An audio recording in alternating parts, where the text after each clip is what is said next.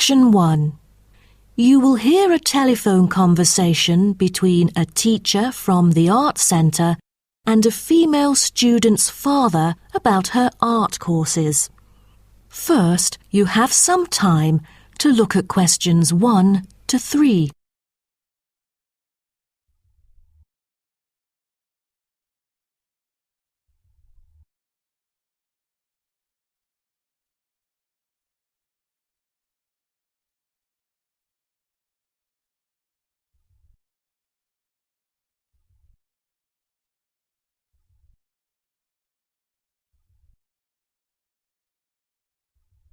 You will see that there is an example which has been done for you.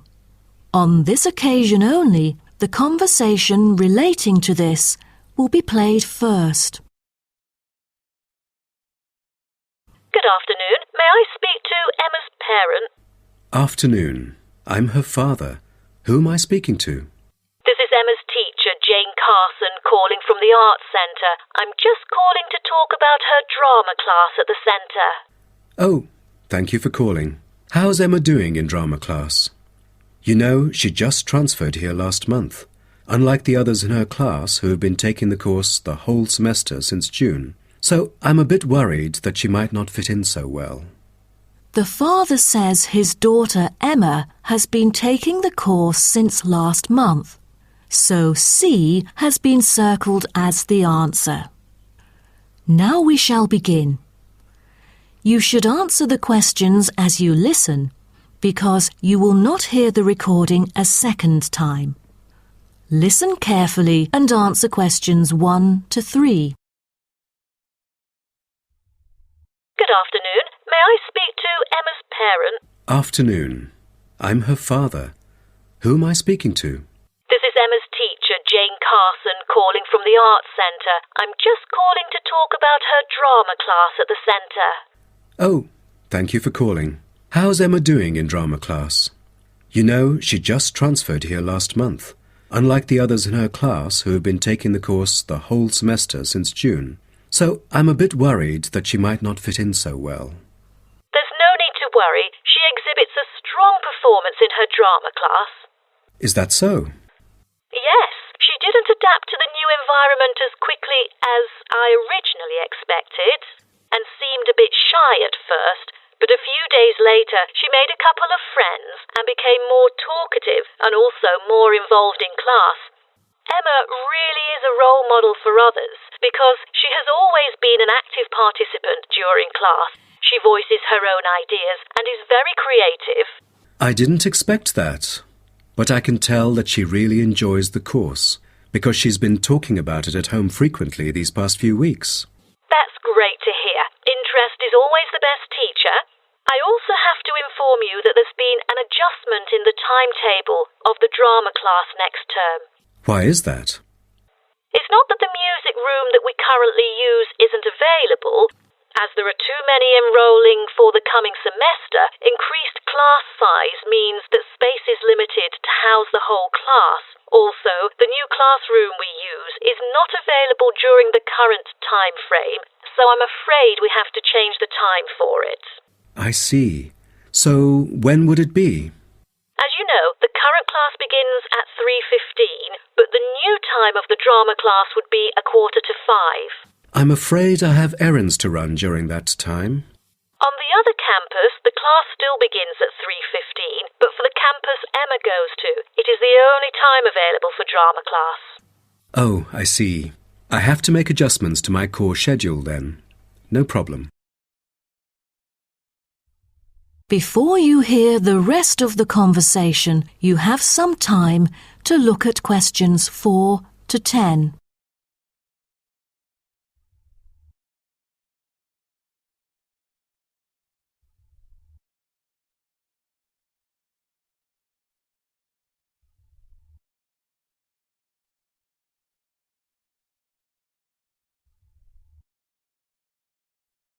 Now listen and answer questions 4 to 10.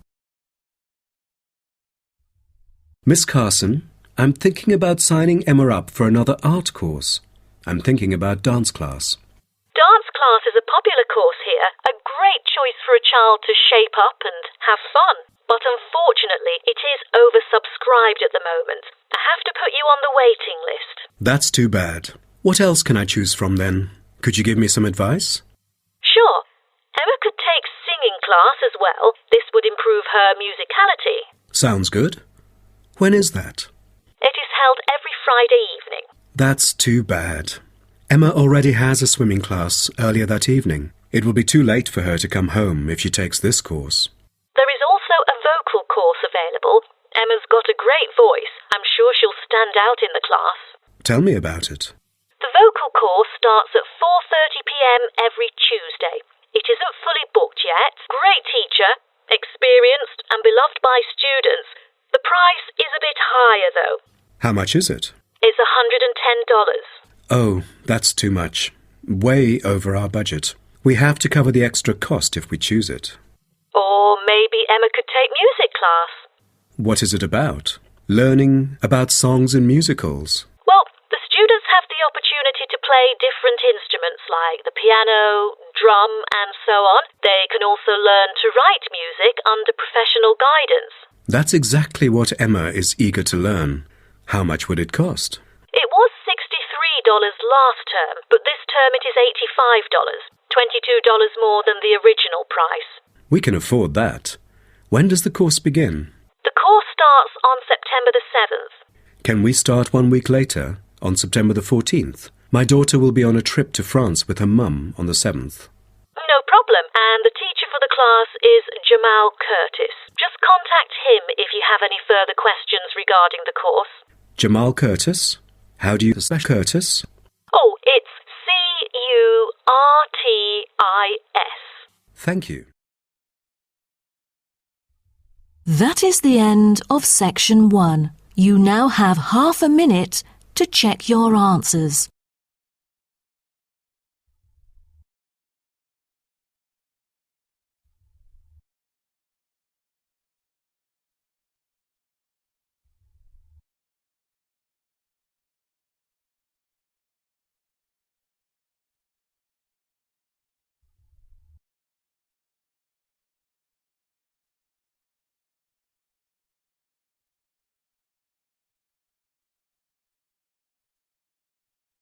Now turn to Section 2.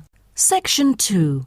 You'll hear a coordinator for the annual ski and snowboard exhibition talking to the audience about some practical information for the whole event. First, you have some time to look at questions 11 to 15.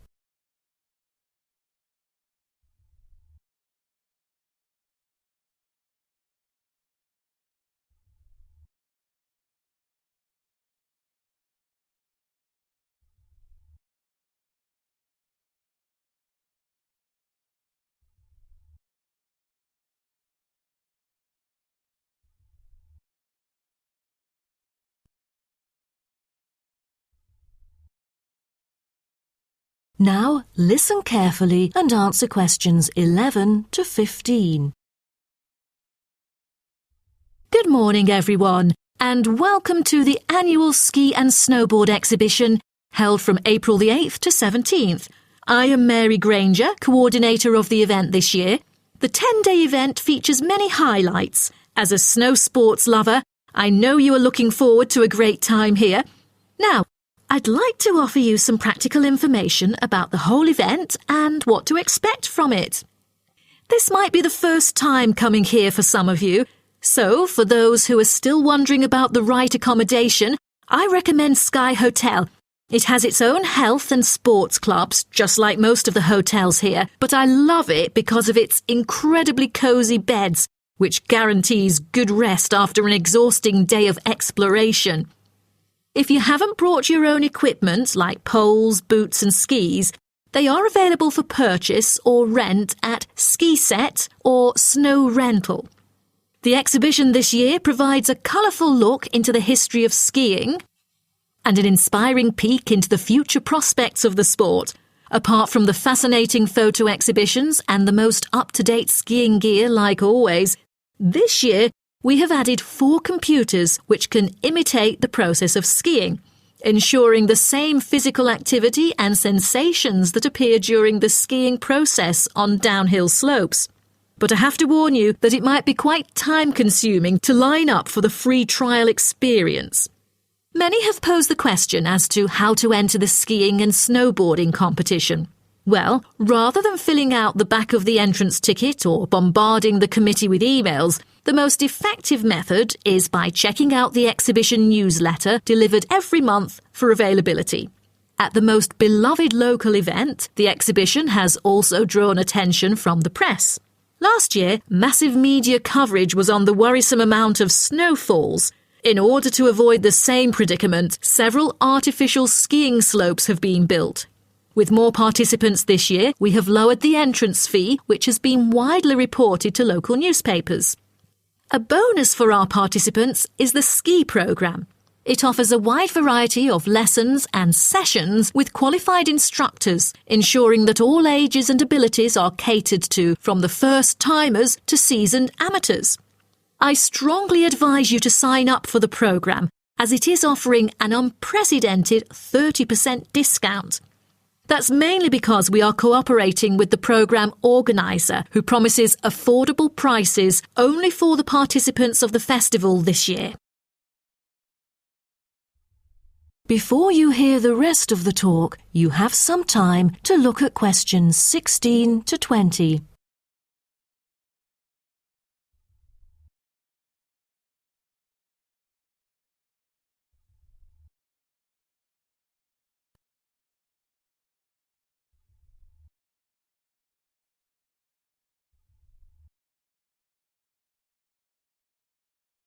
Now listen and answer questions 16 to 20. Now, I would like to introduce you to the list of presentations during the following week so that you can better plan your schedule. The first presenter, Simon, is one of our best ski instructors. As an experienced instructor, he will inform you about the dangers that face skiers and snowboarders. Accidents happen mostly to those who are careless or ignorant. Good risk management involves considering both the probability and consequences of an accident. The next speech, titled Solution, is given by Jamie Kurt. A list of problems may occur to novice skiers and snowboarders, so he is going to offer useful information for first-timers on choosing the appropriate gears, the right dress code, and ways of protecting your skin. For instance, some of you may have rented the skiing equipment, but rental footwear is notoriously uncomfortable. Then, Jamie will provide instructions to help make your footwear fit better. The third speech is about a documentary introducing skiing and snowboarding and the difference between the two sports. It also depicts a group of snow lovers exploring new slopes with breathtaking views. The director, Andy Fisher, will be there, addressing the whole shooting experience. The fourth talk is about the tricks of skiing, presented by Harry Tyson. It is most useful for those who have already tried skiing, yet still need more practice to master the sport. Harry will teach you how to turn more skillfully. A lot of people can keep their skis roughly parallel, but there's no point if you make it hard to work with and slide around out of control. Useful exercises will also be suggested to improve your parallel skiing technique so that you can tackle steeper slopes and enjoy yourself more. Jason Smith will be the last presenter, mainly addressing towards advanced skiers. He manages to apply snow climbing into skiing. Climbing in soft snow, you are floundering around. Walking becomes harder. So, a good trick during climbing is to maintain a wider gait, approximately shoulder width, so that you are more stable while walking. This works for skiing as well. That is the end of section 2. You now have half a minute to check your answers.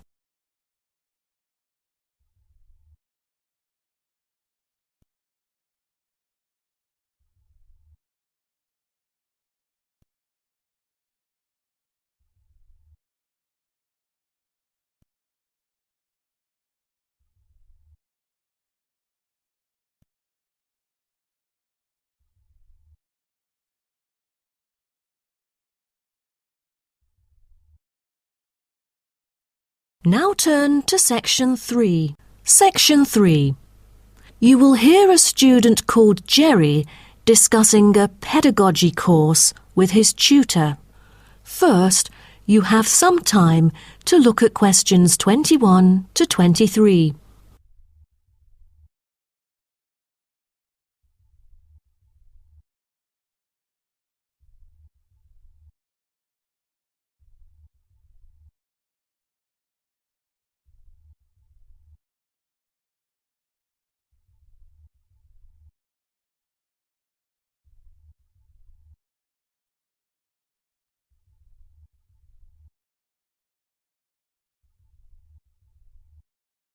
Now, listen carefully and answer questions 21 to 23. Jerry, how did it go with preparing your lessons? Is there anything you would like to discuss? Well, this is actually the first time that I have ever taught in an elementary classroom. After 8 years of learning pedagogy, I want to practice what I've learned in an instructive manner. But I'm a bit stuck right now. You know, the topic I want them to research is a bit hard for pupils. I'm afraid that they won't be able to handle it on their own. So I need new ideas on designing more effective teaching methods. Mr. Carter, do you have any suggestions? Well, you should probably read this book called Professional Learning, written by J.K. Simmons. He is a professor who just transferred here last semester, but is already popular amongst the students for his creative teaching methods. There is an extensive range of learning approaches mentioned in the book, including approaches for team research, which might be helpful to you. You mean dividing the students into groups to do research? I've never thought of this before. How does it work? Professor Simmons has already demonstrated how efficient this approach can be. Basically, it aims to increase cooperation between students so they can present the results in a collaborative fashion. It helps them to develop their own voice and perspective. I'll check out the book as soon as possible. It seems I can borrow some of the essential concepts and work them into my course design. Before you hear the rest of the talk, you have some time to look at questions 24 to 30.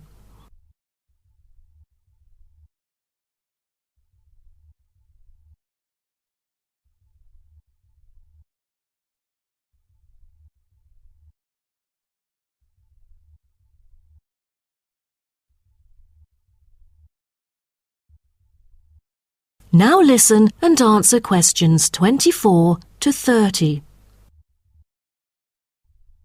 Well, I was thinking maybe I could use both observation and non-observation as a part of my teaching methodology. Could you take a look at my teaching plan? Sure. What kind of observational methods do you have in mind? For the observational part, I intend to include 2 approaches. First, the pupils can assess each other's behavior.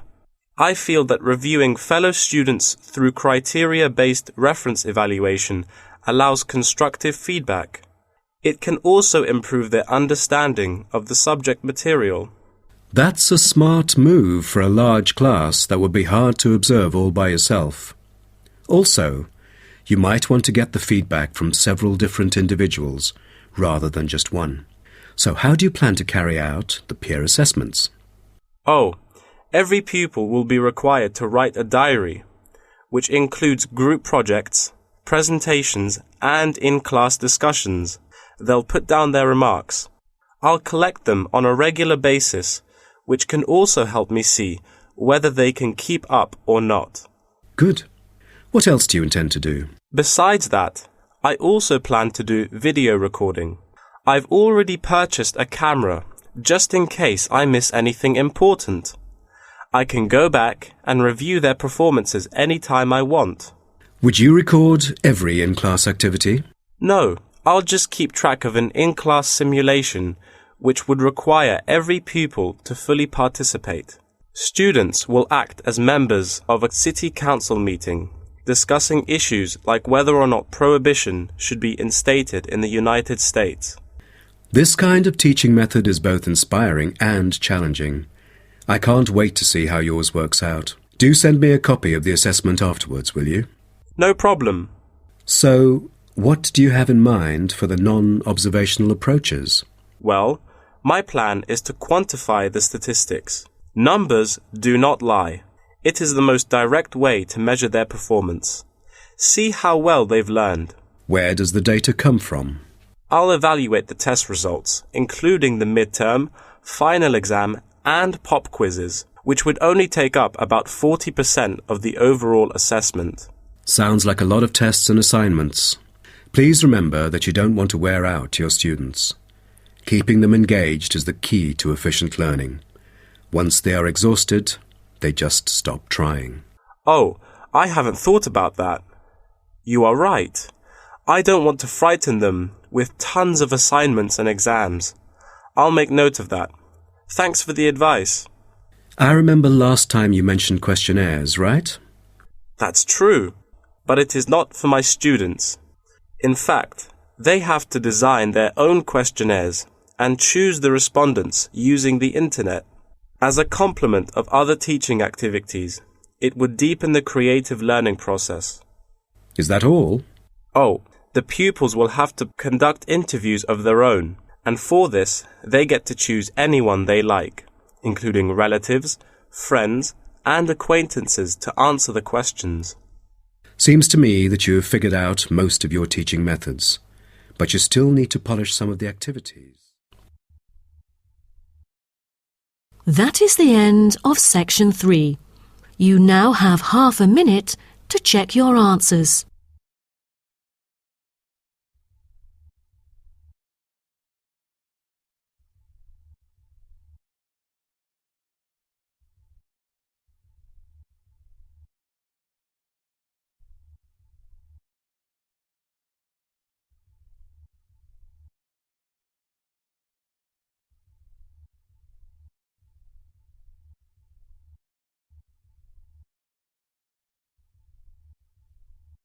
Now turn to section 4.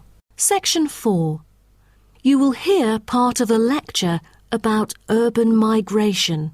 First, you have some time to look at questions 31 to 40.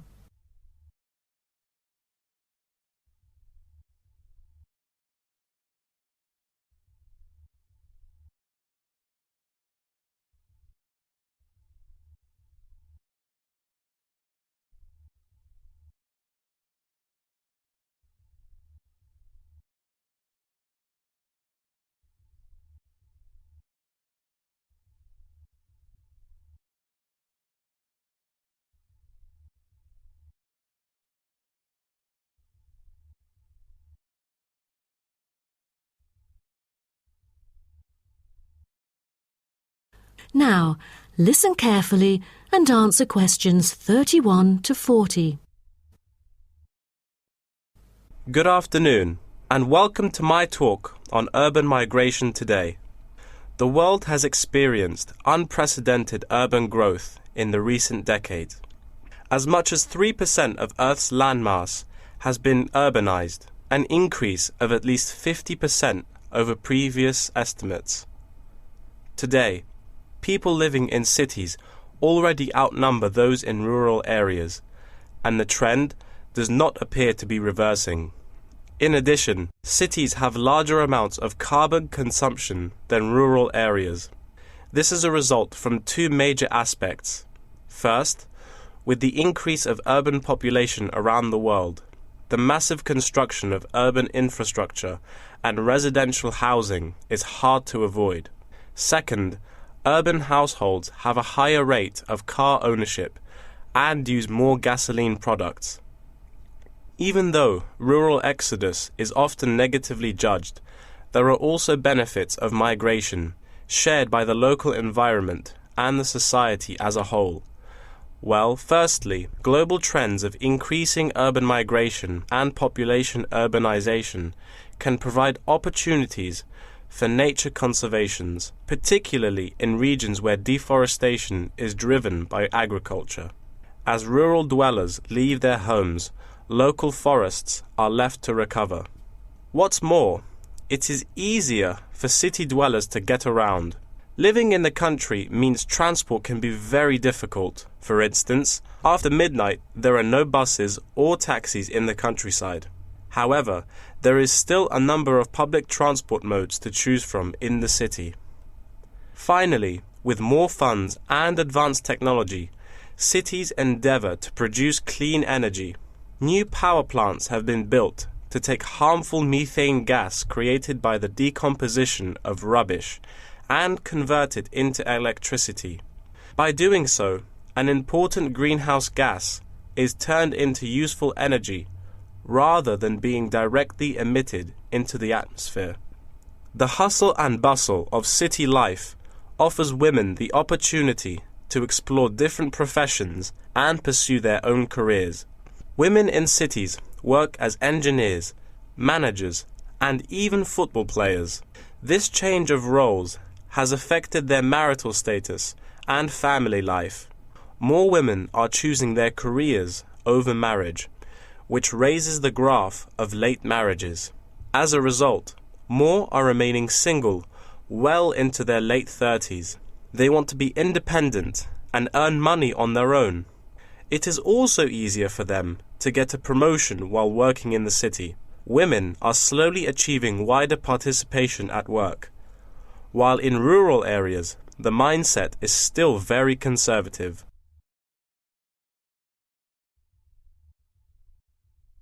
However, cities also change the way that humans interact with each other and the environment, often causing multiple problems. In general, urban wages are significantly higher, so moving to the city is an opportunity to earn what was impossible in rural areas. However, the wage difference is often offset by the higher cost of living and absence of self-produced goods, including subsistence farming. A sizable proportion of new corners attach greater importance to money and gradually abandon their former way of life, thus risking losing their culture. These new city residents are also faced with another problem. According to statistics, crime rates are significantly higher in densely populated urban regions than in rural areas. For instance, property crime rates in our metropolitan areas are 3 to 4 times as high in comparison to the rates in rural communities. Immigrants, upon arrival into cities, typically move into the poor, blighted neighborhoods because that is where they can afford to live. Crime in these areas is high and reflects poor living conditions, as these neighborhoods experience great levels of poverty. This pattern also occurs for violent crimes, which is much more common in large urban areas than elsewhere. In addition, traffic congestion and industrial manufacturing are prominent features of the urban landscape, which take their toll on the natural environment and those who depend on it. Air pollution from both cars and factory emissions affect the health of countless urban residents. Rural to urban migration can boost the urban economy. With a better economy, cities provide their residents with better welfare, but the concentration of services and facilities such as education, health, and technology in urban areas inevitably contributes to greater energy consumption. Another problem with life in the city is traffic congestion. It makes people late to work and thus stresses us out before we even get there. Deliveries can't arrive on time, gas costs money. The quality of life of those commuters starts to decline. What's worse is that if congestion makes it harder to match the right workers to the best jobs, it is economically inefficient as well. That is the end of section 4. You now have half a minute to check your answers.